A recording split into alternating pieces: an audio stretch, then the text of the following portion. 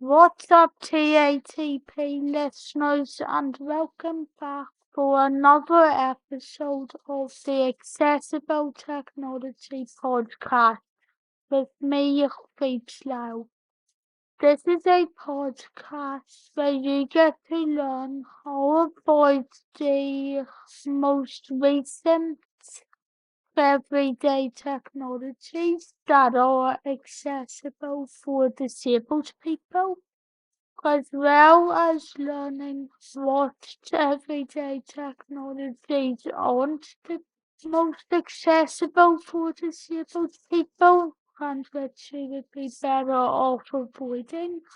And which also gets into giving some advice to technology companies about how they can make their technology even more accessible,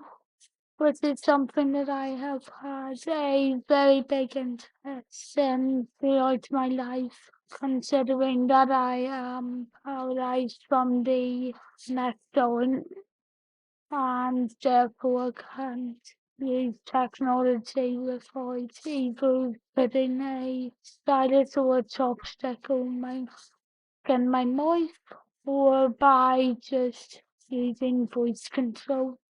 You can listen to this podcast by searching for it over on Apple Podcasts, Amazon Music and Audible, and on Spotify. So please check out the podcast and search for it if you would like to follow what comes up next on all of those destinations. However, if you'd like to support the podcast and the content I produce in other ways, you can also support it by going over to the Phoebes Now Buy Me a Coffee page, where you will also be able to find exclusive episodes that aren't part of the podcast, as well as checking out a shop that I plan to open at some stage, where you'll be able to buy other products, so please consider checking it out. There's going to be a lot of exclusive episodes coming up in the next few weeks and months,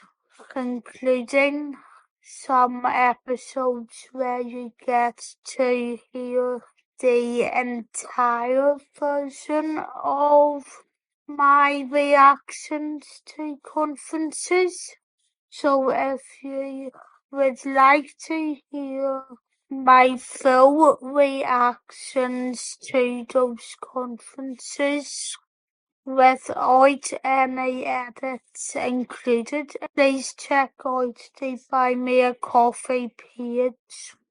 In today's episode, however, we're going to learn how you can customize and add interactive widgets to your iPad's lock screen using the most recent release of updated iOS software, iOS17, which was announced back last year during the summer, during the WWDC 23 event, and was released to the public throughout the autumn. Nevertheless, I hope you enjoyed the podcast, and yeah, here's the tutorial now on how you can customize your iPad's lock screen with the latest iOS 17 software update, and